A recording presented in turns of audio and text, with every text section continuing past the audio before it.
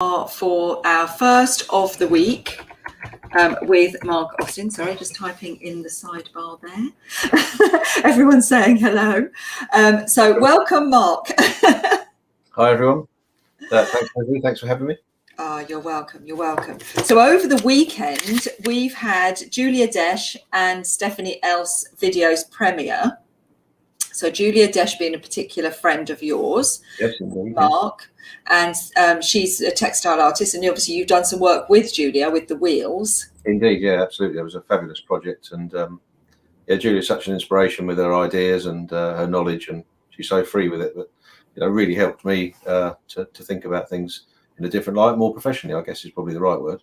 Yeah, Julia is an amazing woman. She really is. And I hope lots of people watched her film over the weekend, because she really is truly inspiring. And I learned a lot from Julia as well in the early days when I was first running Pure. Well, I think I got to know Julia around 2015, I suppose, 2015, 2016. And when she came and exhibited at an exhibition I was running called Woven. And wow, yeah. She's a game changer. Having Julia in your life is a game-changing situation. I couldn't agree more. She's inspirational, knows her stuff, but professionally challenging, and really helps you through. So yes, that project hopefully will take off with the wheels. It's a slow burn, but I think it's got huge potential. It's just got to find its right place, hasn't it? It's just got to find its home. Indeed, and I think it was all about touch to start with, and post-COVID, I think touch is going to become an even more important topic. So I think it will find its place. Yeah, I think if it had gone out into the world too soon, it may not have met its achieved its full potential. Whereas because it's been held back, I think there is so much potential within it, and so much potential within Julia. Julia asks those questions that you wish no one had ever asked you, doesn't she? You're like, oh, don't ask me that. At the end of the day, if it's not challenging, you don't grow, do you? Exactly. You have to grow, and every day we don't have to grow, but I think to get the full benefit of life, you have to be open to growth, and to be open to growth means that you have to be prepared to take risks, be brave, be vulnerable, speak out, speak your truth, and that's something that Julia definitely taught me, and I know the same with you. So yeah, so I hope everyone's watched Julia's video over the weekend. And I know we've received quite a lot of comments on social media about it, so I know that there have been quite a few people watched it. And then we also had Stephanie Else, who's a glass artist. Stunning work, self-taught. Did you watch that? I watched it, and I've met Stephanie before, and some of her works, that's inspirational. And I'm a glass collector. Is probably if I was going to have something other than wood, it would be glass. So yes, absolutely. Yeah, me too. I'm a bit of a magpie for glass. I love chandeliers. I love vases, anything, glass, sculpture, anything. I really love glass. And she's so inspiring because, she hasn't had an easy life. It has been peppered with challenges, as all of our lives are peppered with challenges. Indeed. And but she really does show such a great example of how to step aside from those and just follow your heart and your dream. And that's where consistency, I think. I think that's absolutely right. The quality of the product that she's produced is amazing. Yeah, consistency, just keep showing up, keep doing it. And overnight success never happens overnight. Not, no. And you can only see it when you look back. So you look back and you go, wow, that's the journey. But you often can't see it. It's good to set goals and have aspirations, but often you can't see it looking forward. So yeah, great weekend of videos for people to watch. And this week's going to be a great week. We're starting with Mark, who's with me today. And then tomorrow I've got Philippa Edgerton. And then on Wednesday, David Winston, Sophie, another great mutual friend of ours, Sophie Douglas, is going to be doing a demonstration on Thursday, and then we're going to close on Friday with Richard Hayes and back to the weekend again. And I'll tell everyone about the weekend's viewing, which is going to be amazing, on Friday. We'll keep that one for you. So welcome to everyone who's watching us on Facebook and anyone who's watching us on YouTube. If you've got questions or comments and you're watching us on YouTube or Facebook, please put them in the comments section. Give us some hearts, give us some thumbs up so that the algorithm knows that there are people out there. We're not just talking to ourselves. And Sophie will be over there watching for comments, so she'll bring them back over here to Crowdcast. Anyone who's watching on Crowdcast, please remember, put your questions in the Ask a Question area. Anyone who's watching on Catch Up, sorry you missed us. You can register to be in the live audience. It's on our Instagram bio in our link tree, and it says join the live audience, and then you'll receive a link and you can join us live and actually ask your questions directly to the artists. So let's get started with today with Mark. Mark, you have an absolutely fascinating backstory. Really interesting. You're a Howsham boy, but it doesn't... Born and bred Howsham lad, but it doesn't stop, carry on or end there, does it? Tell us all about your backstory, because it's fascinating. So yeah, Howsham born and bred, long association with Rushlake Green through his family. Mum and dad still live there, and gran and granddad lived there from straight after the war.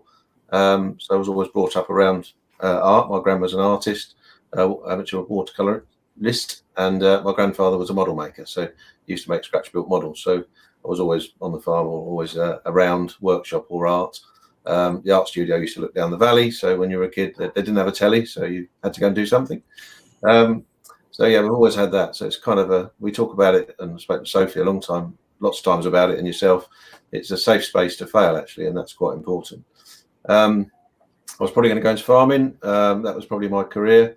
Grandfather gave me some advice that it probably wasn't the one to pursue back in the sort of late 80s, early 90s. So I ended up becoming a civil engineer. So I've worked for 25 years in civil engineering. Well, it's 30 years this year, and had roles all the way up to innovation director of a large corporate company, and was operations director for 5 years. But woodwork's been my passion. I probably got into it about, how old is my daughter now? She's 23 this year. So my first thing was I made her a rocking horse, and all the lads used to sort of say I was making it to her for a wedding present because it took so long. But back in the day, you had no tools, you had no your first house, you're renovating, all that sort of stuff. Yeah, I remember that, all the days of, going to, I used to go to auction houses to try and get what I wanted, because, we were just getting our lives together, weren't we? Buying our first house, paying the mortgage. And just skip back a little bit for me, because you were telling me earlier about the fact that you set up a foundation degree as well in your early part of your career in engineering. And exactly. So I left school with a handful of GCSEs and managed to become chartered and all that sort of stuff. So I passionately believe about training people. And about 13 years ago, we realised that we needed to have more than just graduates. We wanted tradespeople as well to move from trades into a more professional career. So we set up the foundation degree with Sheffield Hallam University, and I was part of the curriculum steering group there for 10 years, one of the mentors, and there's about 350 people have now gone through that course, including my brother and my nephew, who have now become, they've got a full degree, and they've gone on to be chartered. But the bit that's full circle is I went back to my school 6 years ago and talked to them about civil engineering and construction. One of the guys there applied for the foundation degree. He's got the foundation degree. He got the foundation degree. His sister then joined, and now she's working on my old school, on the refurb of the old school. That's just amazing, isn't it? And that's how education should work. It needs to be a safe space for people to try and for people to fail. And that, so resonated me when you said that. And these opportunities, not everybody matures at the same rate, do they? Not everyone's ready to sit GCSEs and A levels when the country prescribes that we should be doing that, or ready to go for a degree. I know I did my first degree when I was 29. I did my master's when I was a little bit older than that, I'm not telling you, but it was in 2013. And I was totally ready to do education then, because I'd worked out what I wanted to do in life, and I needed to supplement that with some more education. But we don't get that opportunity, do we? So you went into quite a corporate career because your grandfather said, don't, probably quite wise, really, don't do farming. I've got lots of friends who are farmers, and it is a struggle sometimes. Absolutely. I wanted to do an outdoor job, but I was reasonably, wanted to use my brain as well. And I'm practical, so I have to do something to learn how to do it. I can't read a book to do it. I have to do it. And that seemed to fit. And I guess the other part of the backstory is for 3 years previous to that, I'd been doing work on the Bluebell Railway, volunteering with my dad. And I kind of got into construction through that, so a bit of an interest. And I found a course, and I went away. I left home when I was 16, and got this course, and it took off on a career. And that's my belief, is that it only takes one person to, give you a career or one opportunity, and that's what I want to do for other people, really. I think that's the thing about listening, isn't it? It's like listen and notice what you notice, and you just don't know where that's going to go. And even when things fail, think, what was I meant to learn from that experience? I know my husband and I had an experience not like this, and not learning in that way, but over the weekend something came up and we both like jumped on it and went, oh my God, that's amazing, we should do that. And then we were like, hang on a minute, stand back.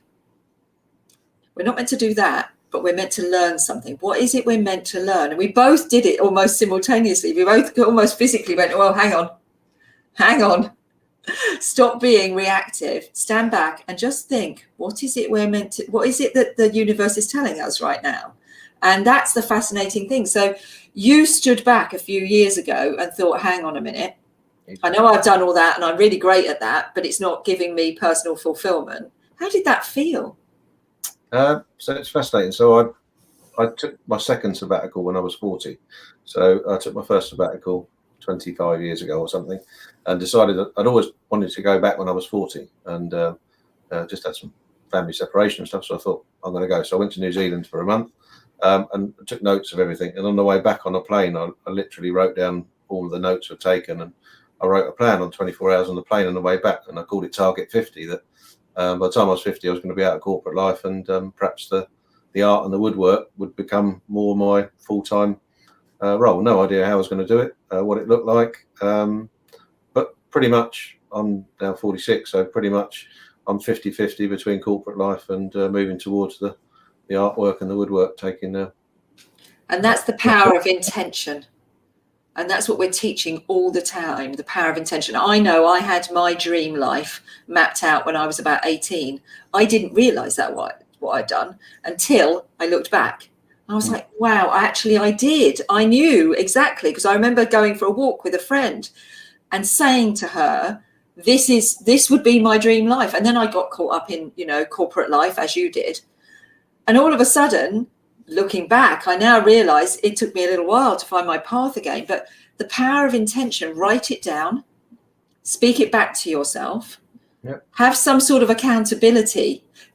You can send a letter to your future self as well. That's a really good one. You can Google how to do that. Send a letter to your future self. I've got one. Have you done that? So I did a thing when I was 13 at school about what you were doing. And I posted it a few years ago. It's still on my Instagram page. And when you look back, basically, that was pretty much what I did for 25 years. So, it's incredible. That's amazing, isn't it? I'm a big advocate of that. Write it down, set an intention. So 3 years ago, really, you started really doing the woodwork again. Why woodwork? Why was it woodwork as opposed to anything else? So I've always had a passion with wood. I was walking around the farm. We had the woods. So my grandfather was a model maker. I did wood turning club at school. Always enjoyed it as a medium. And then kind of got busy, got in life, and then kind of got back to it. And I guess I'd always been around the workshop, and Gran used to make scratch built drays and horse-drawn carriages and all sorts of stuff, like micro scale. So I'd always enjoyed that as a material. And then when I got my own workshop, I thought, get into it. Then I decided to make Lauren a rocking horse, which I did. And then all sorts of other things fell on, and it's just like that. And then I moved more towards the sculpture and the art, probably about 5 years ago, 6 years ago, kind of after that bit. Try and move more to a different direction. Mm. I love wood turning, always have done, and that's where I started. So yeah, it's just a wonderful material, and it's wonderful in two ways, in that every piece is unique by definition, which means everything is unique, which is the other challenge with it. It's really hard to standardize and produce quantities because literally everything is different. So that's one of the challenges that you find, particularly when you're sort of now, how do you do a product that you're known for and a type you're known for where everything's different? That's probably one of my biggest learnings so far. Yeah, I love the shapes and that. And is that, so they're turned, are they? Yeah, so the one in the middle just directly behind me. So these were the two on the outside, and the one in the middle were from the trailer bed of the farm 2 years ago. It was the last trailer that we cut up, and the base. So being an engineer as well, I like geometry and shapes. So I tried to do geometric patterns. So this one in the middle is turned, and the other two are cut out and hand sculpted and shaped using hand tools and power tools to get the shapes. But I wanted that repetitious pattern. But yeah, the one in the middle is turned. The other ones are slightly more awkward shapes to turn. Yes, they look like that. It almost looks musical. The one on the right looks like a boat, and then you've got like almost a musical note on the left hand side. So yeah, the one this side of me is called Hope, and that one's called Luck. And because of my New Zealand, that's the fish shape is the sign for good luck and safe travels in New Zealand and Maori culture. And this side, walnut, is like safety and security, and it's got the 3 bits, which is for mind, body, and soul. It's kind of wrapping around. And then in Hawaiian culture, a bowl is a metaphor for new journeys and an empty vessel. It's made out of oak, and obviously oak is longevity. It's 80 years marriage, for example, is an oak anniversary. So yeah, that's kind of where it starts to. I've now moved to in terms of getting concepts and things together. So you're talking a lot about symbolism. Is that important to you? The symbolic nature of what you do? That's a really great question. I guess when I started to stumble across this idea of a word probably 2 years ago, and just then design something around rather than just make something because you wanted to make it, start with a word and then research the word and what are the shapes, what are the woods, what are the materials. So there's one I'm making called Serenity, and there's only 2 types of wood in the world which symbolize with serenity. One is a Japanese maple, which you can't get in the quantities, and the second one is a pine from Canada or Alaska. So you start to then think out the shapes and what sort of shapes would come together for serenity, and could you actually make it? Can you make it? So yeah, and as an engineer, that is going to be so motivating, isn't it? Yeah, it's part of the process, and I've honed it to a reasonably simple process, because so I can explain it to myself and then explain it to other people. And talk to us about the finishes, because some of them look quite matte, and then the others look quite shiny. So there's different finishes going on, aren't there? Indeed. So generally on the sculptures, because sometimes they go outdoors as well, so I've got outdoor sculptures, so there'd be teak oil or something like that, Danish oil, 3 or 4 coats. These ones have been finished with 2 or 3 coats of hard wax oil, and then a wax polish on the top to bring the shine. But one of the challenges you have with wood is photography and shine. So for all art. So sometimes you keep it matte just for that. But generally you have 2 or 3 layers of oil underneath to get the real deep shine and finish and bring out the patinas. Oil particularly brings out huge, and then just finish it with a wax polish just to give it that nice sheen at the end. And that keeps it, that would be okay to go outside then, would it? Not with the wax, no, that's for the inside stuff. The outside stuff, then you do like a coat of every year you revarnish it with the teak oil like you do. Yes, like your furniture. Exactly. Yeah. And talk to me about the health and safety around that, because you're in the workshop, you're turning, you're carving. There's quite a lot of health, there's a lot of dust, there's a lot of health and safety issues around that. How have you approached that, and how has that affected what you make? So that's a great question. So I'm asthmatic, so playing with wood, you've got to be really careful, particularly hardwoods. So I had full dust extraction around my workshop. So there's hoses all over the place. I didn't actually do any turning in the first lockdown, and I didn't do any in the second, or the one we just had, for 2 months, because you couldn't get hold of face masks. And I'm not going to go and play with the dust without the masks. You've got the visors. So one of the pictures I'll show you in a minute, it was fashionable. Before it was fashionable, I was wearing a shield and a mask as I went to work every day, because that's kind of what you do. Things like Cat 5 gloves. So when you're doing the chisels, we've got reinforced gloves. They're a bit more. They're sort of £5-6 a pair, but at least you don't get the nicks and whatever on your finger when you're doing carving, stuff like that. And show us I'm intrigued now. I need to see the picture of you in the mask and the. Is this a bit like one of those when the children were sent off in the war? So that's Evacuees. That's me working on my rocking dinosaur, which I made for the children. But yeah, I've got the full dust extraction, or the dust mask and the thing. So that was about 2.5 years ago, 3 years ago, doing the carving, and obviously the noise as well. Yes, I bet your neighbours love you. They're okay. They're a little bit distant away, hopefully. So that's quite. Does that make you quite hot, and does that kind of restrict how long you would be working on a piece?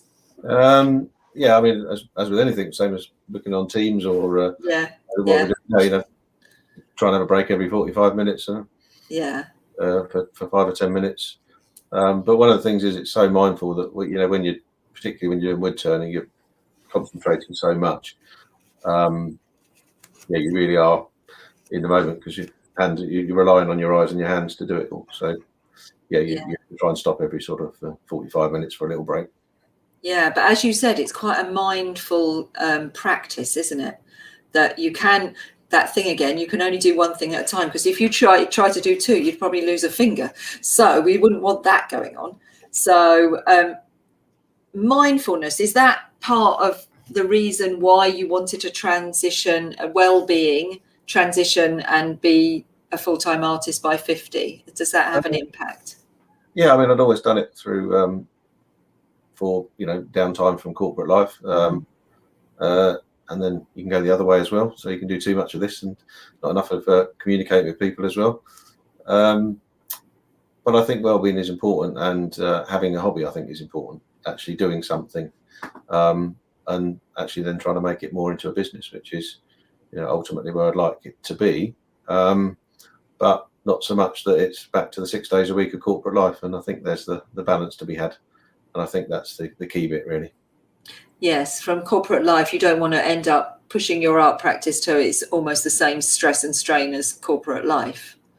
Yeah, and it's weird, corporate life. I always found it enjoyable, because I love people. So, and obviously I'm creating things here, but with a career in construction, you can always go back and see what you built. So I still go back to Sovereign Harbour. It was my first project 25 years ago. And the children get bored of me talking about what I built. So, but how amazing to have that legacy. You have that physical legacy of those kind of projects, and that resonates with me very much from my corporate life. But now you have these beautiful artwork legacies as well. Do your children have some of these in their home? So, apart from the rocking horse, that's down in the garden room. So Lauren's got a couple of pieces. So my oldest is she hasn't got a own house yet, so she still lives at home with her mum, and the little ones are 11 and 16. So not really. They've not really got there with the having the sweet spot at the moment. However, we've still got the garden toys, and the garden toys always come out, the go-karts and bits and bobs. So or something. So thinking about selling, the range of work that you make, you don't just do the bigger pieces, you do smaller pieces as well. Can you show us some of the smaller wood turned bowls, and talk to us about where you got the wood and why that inspired? So as a great example, so these are sort of where it starts with a bit of an idea. So I was going to do some resin and offcuts of elm burr, because it's just too nice to get rid of, and burrs are the knobbly bits on the side of the trees, most prized by wood turners. So it kind of starts off there. You just do a little sketch of what you're going to think about, shape, form, and all that sort of stuff. And then on the material side, this is an incredibly large one, which is a bowl which is finished at 60 centimetres. So that was a huge elm burr. I actually got that from a reclaim yard in New Haven. So I don't know how the guy got it as a reclaimed piece of timber, but you see it's extraordinary size. But that's now finished 60 centimetres and about 20 centimetres deep. And then here's an example of what happens, particularly when they're green, is you have to leave them. So this one I turned in, if you can see how twisted it's got. I turned that last year, probably September, and it was a piece of green oak. It was a lovely burr. I intentionally made it thin so it would warp the material. So what happens with the, you can just see on the back there, you've got the burrs are the dark, but they're hard, and the other bits are soft. That shrinks at different rates. Yes. You get an extra texture, which is what I was looking for with this particular piece, and leave the edge on. So you leave that to dry fully. So they normally take an inch a year. So this case, this has been there for 6 months, so it's ready for final finishing and turning. And then when they're finished, this is an example of an elm burr. This is from Copford Sawmill. I got this particular piece up in Horham. It was one of their elm burrs. But you can see the contrast is just incredible between these burrs here and the more straight wood, and then a knot. And I tend to work with a lot of natural edges, because for me it's how the wood intended, is what nature intended. You can make it perfect, but actually this is what it's like in the real world, and how it should be. It's got so much similarity to working with clay, another natural. Yeah. Got a very similarity in like how it dries at different rates, etc. Yeah. So have you ever tried doing any pottery? Not since I was at school. Last time I did a bit of that was at school. I think you and Mary might get on really well. So you were saying about using that and maybe doing it with resin. That's quite a different medium. Yeah, I tried it, and I made a few things. I made a couple of doors for people, believe it or not, which they've got on their house. Inside as interior doors, but it didn't sit quite right with me as a product, as it's not natural. So I've gone back to just using the natural materials, the wood, and it's good to experiment, but it's not for me long term. I thought it was just too much waste, to be fair. It was about 30% waste of material. It's very expensive, and you just think, no, actually that's not really what I'm about. It's about giving things a second life rather than a first life. And yes, and when you were saying about symbolism, that kind of doesn't sit well with that, does it? If you're looking at the symbolic nature of wood and shapes, etc., and then you bring in a man-made plastic, it didn't feel quite right. And I do a lot of work on reclaim where I can, but obviously you have to do consideration of what it is, and you can't always use it. Another example, some old chair legs that I've had. I've just done a deal with a company called Tree Love, and they're a community interest company that have been set up to replant trees in the Amazon, and they've bought some of my work, and I'm supplying them to them. And for every tree from old tree legs, we make little wooden trees. And from the little trees, for every one that's sold, they're planted a tree in the Amazon. Now that to me feels much more the direction we should be heading. You're giving something a second life. Someone else is putting that as a thing. And then what really got me there was the symbolism behind it. So in one of their cultures, they plant trees, and then when everyone's got strife in the family, they put the little tree, or whichever one's got strife, in the middle of a circle. So it feels and adds an extra thing. So you're like, well, that's the sort of thing I'd rather be doing than experimenting, which was great with resin, but it wasn't really a long-term thing for me. No, that's working, isn't it? That's really working on every level. That really works. Yeah. So can you show us the process on just a simple, I know you had some simple examples there of showing us where it goes from the words, through the turning process. Could you show us that process? That'd be great. I'll give an example of another one of my, banker products to your words. So one of the things I've been making for a long time, where I started sort of whittling. So this is an old tabletop. It happens to be my old ash tabletop, which had got damaged. So we make them as a thing which looks attractive. But then we start to shape them. So we're using tools like traditional tools. So this is a spoke shave. So you start to round the corners off, and it comes from making spokes for wagons and so on. And then start to use things like rasps to get the shape. And then after a lot of whittling and a lot of sanding, a lot of finishing, you end up with a product like that. So they're very popular as keepsakes. They're very popular for gifts, and they're kind of designed to sit just nicely in your hands. I was part of the makery in Eastbourne in the Enterprise Centre. Sadly, we had to close due to COVID.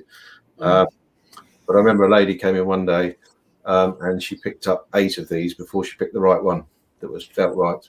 Just have to hold them in your hand. Annie says she's heartless. She needs a heart. Where can Annie buy from you? Where do you sell? You've got a website, haven't you? Yeah, so I used to try and sell on the website. I never really had much success, and I don't know whether it was just my confidence or didn't know what I was doing or whatever. But I moved probably just algorithms, Mark. Nothing more complicated. I moved towards Etsy about 5 years ago, and it's just I guess another lesson in you just got to have perseverance. So November 2019, I was going to close it. I think I'd sold 3 things all year. And I thought I'll just give it another go. And then, of course, lockdown happened and everyone started migrating to it. So I sell through Etsy, and I sell direct with people. That's been my primary link. I did have, say, part of the Makery Art Gallery in Eastbourne, which was a great experience with a cooperative of 12 artists. But sadly, that's closed. And that's my current outlets, really. And then through word of mouth, which is always, never ceases to amaze me. Well, hopefully you'll soon be selling through the Pure website as well. I'm hoping that that's something that will come. We were talking about that just before we go on air, so I'm not being presumptive, people, don't worry. So Sophie has put in the Etsy link to your shop in the feed here, in the chat feed, and also on Facebook and YouTube, so anyone can find you on there. You've also... I'm going to just share quickly your page in the magazine so people can see where you are in the Art360 magazine, and that's also got some of your contact details on there. We go, look, what a stunning page. And look, there behind you, it's like in Technicolor now. We've got it in 2 places that you can see the sculptures behind that you're seeing behind Mark. So here you've got... Mark's email, and there is a website, and then Instagram. And Instagram's always a great one. Twitter, and what's the bottom one you've got there? And that's Instagram there. Facebook, Twitter, and Instagram. Yeah. So you can always message people DM people on Instagram. So I'd advise you to do that if you wanted to make contact with Mark and you couldn't find the Etsy shop. And the page is great. And I think you're very close to... No, you weren't. I thought you were very close to Julia. I thought that would be quite perfect. But no, several pages in between. Indeed, yeah. Yes, so have... I'd rather have a snake. You can have a snake, Annie. So how much are what Annie is describing as the snakes, but we're not describing them as snakes? How much are they? So the sculptures I normally retail around the $5.50 mark, and it's a simple equation. These were reclaimed materials, so you can keep the price down a little bit. If you go and buy wood, people probably don't realise this, but wood's gone up about 40% in the last 2 months. If you go and buy it for various reasons. So that's not. Don't try and buy a shed, anyone either. Oh my goodness, you can't buy a shed for love nor money. So that's normally, and I try and keep them consistent. So this particular series is called Perfectly Imperfect series. So it's imperfect because it's reclaimed and handmade, but perfect because we've got the symmetry. So yeah, that's so about £550. And yeah. Are they on your Etsy shop as well? So the 3 sculptures aren't, the large ones aren't, because I've literally finished them about a month ago. The 2 other ones are. and I've got to put a bit more up on the website if I want. I think Mark is going to update his Etsy page, but if anyone is interested in buying those sculptures, then as I say, just DM Mark on Instagram. That's always the quickest way to do it, isn't it? And I like your pricing methodology. It's always good to have a methodology, a start point. And that's your benchmark, and everything will go from that point as you grow your career and more people start to collect from you. So that's a really good philosophy, and it makes sense. We've got some questions. I struck on it about 2 years ago. It was like, well, it's really the same as construction. It's no different. It's the tools, the materials, the ideas, and the time and love that goes into it, and then hopefully make some profit. It's the same. It's the same. It's the same as pricing any commodity at the end of the day, but you add on a little bit more for time, for your love. Exactly. And also you add on a little bit more over time as more people buy from you, because that means your career is growing and you're becoming collectible. So you add on for love and collectability. And that's how you grow. That's how you grow an art career. And Annie, I did DM you on the IG the other day. There you are. So Annie Catford, Charlie DM'd you. Annie probably hasn't looked at her. Look at your DMs, Annie.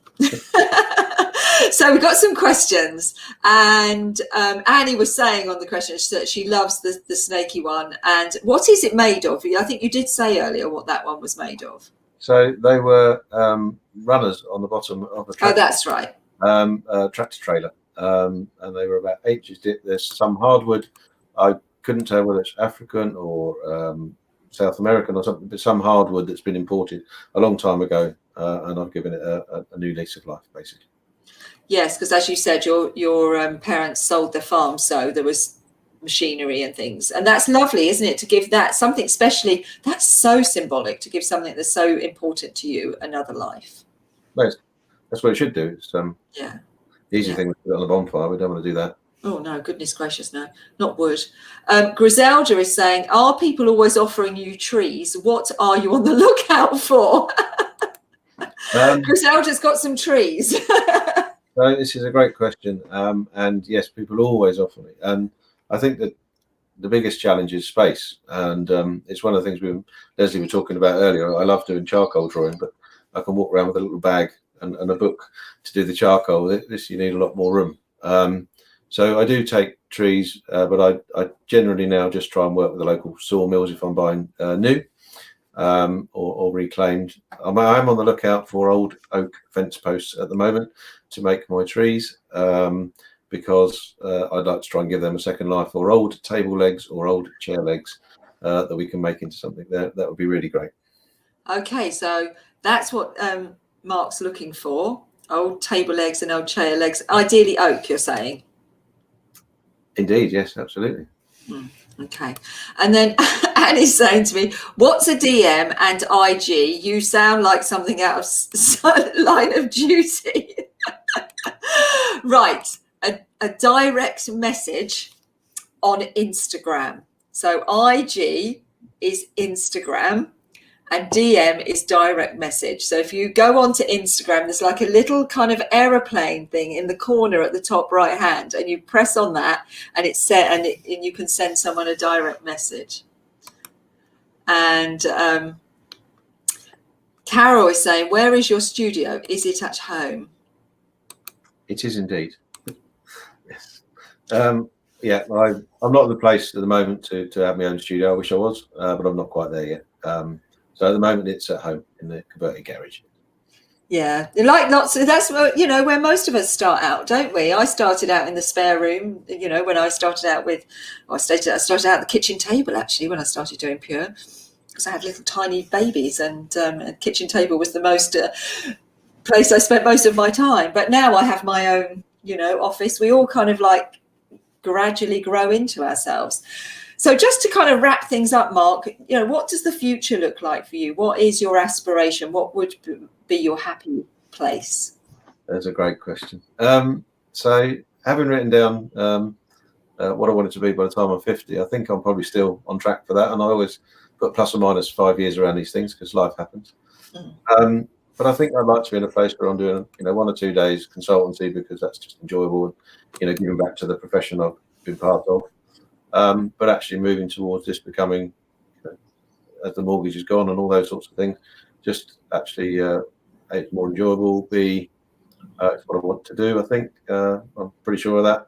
I haven't deviated. I had a few wobbles along the way, as we all do, but no, I think that's where I'd like to be, and just recognised for the artwork and the designs. I think that's probably a bigger piece, and obviously there's enough to have a little drink every now and again. And I'd just like to thank everyone for the first day the pubs are open for actually being on. So. Yes, today is the first day we're allowed to go out, isn't it? Exactly. You can go out, but it's okay, Mark, because it's absolutely freezing out there.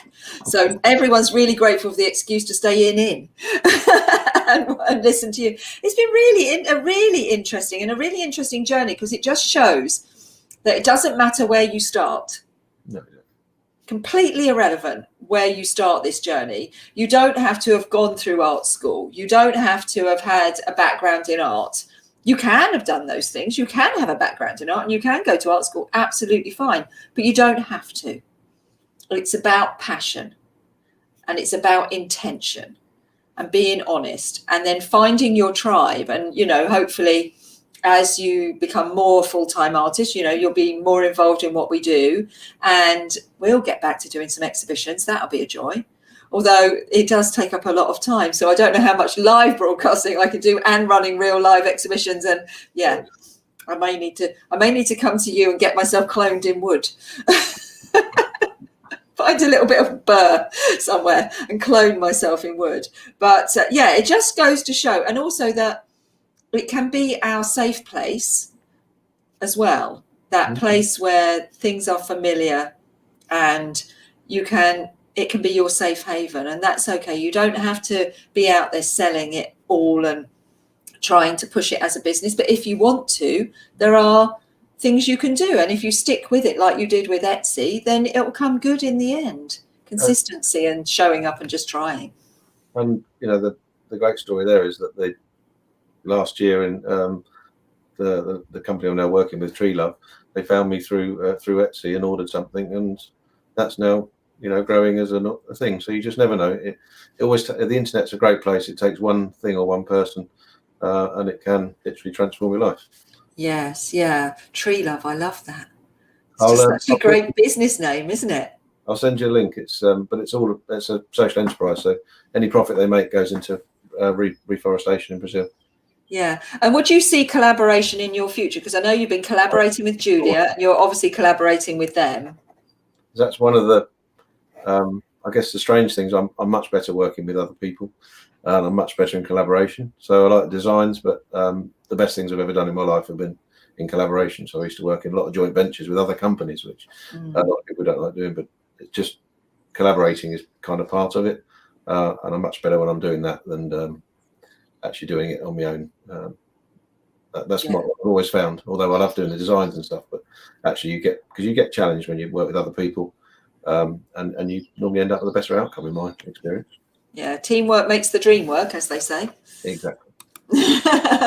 And Annie says, Mark, did you know you had a pole growing out of your head and horns on the side? I think Mark does know that.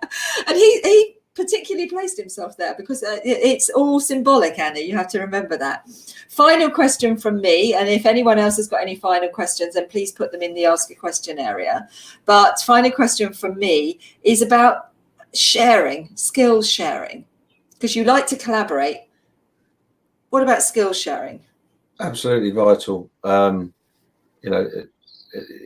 If I think about my own construction career, people gave me responsibility when I was 18 years old. I was setting out all of the harbour walls around Sovereign Harbour. I had a gang of 3 people I was in charge of. Someone gave me a bit of belief that I could do it, and then they taught me how to do the job. So, skills are absolutely vital in whatever you're doing, and digital skills particularly in what we're doing now. We're all upskilling, and I think the biggest learning I've had in skill is photography. You can make all the best things in the world, but if you can't photograph them properly, and that is just another skill altogether that you learn. Yes, go and have a look at my blog post on LinkedIn. on how to photograph your artwork at home. I did that with Caitlin Locke, who is our in-house photographer of choice. And she's just an amazing photographer. And she gave us so many tips on how to photograph, even to the point where I realized in this room, sometimes I don't look the right color. And I realize it's the red brick behind me creating a color cast. Even if I've got a light, which I have on this side, I still have this color cast from the brick. Sadly, it's a listed building, so I can't go and chuck a load of plaster over it. So when we can, we will do something about the background. So I always look so pale compared to everybody else. That's the color casting. But yeah, we've done a blog post on that. So have a look on my Lesley Samms LinkedIn. And I think we've also sent it out to members as and part of the newsletter as well. So final question from Charlie. Mark, I have a design for having glass into a piece of polished wood. Sounds like a collaboration, Charlie.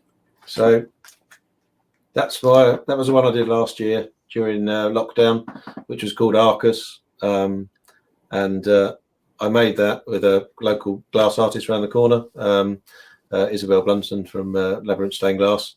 I put that on Twitter, and within 4 minutes it sold. Yeah, there you are, Charlie. The future. You need to get in touch with Mark because he loves collaborating, and I'm happy to do that. Could I put a screen around me? What are you trying to say, Annie? That I should be in a hospital?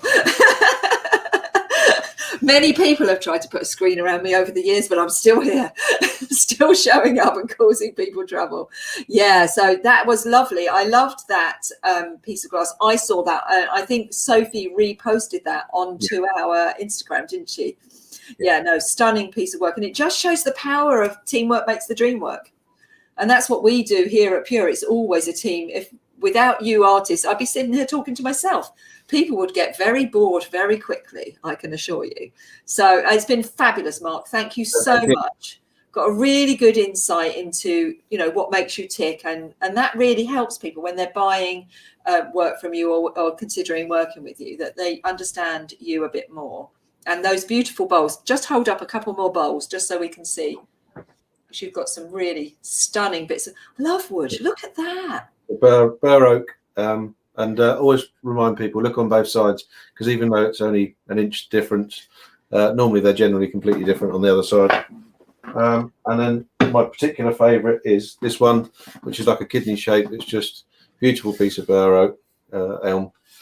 A painter could use that as a palette. Mother Nature. Like it's got the handhold of a palette, hasn't it?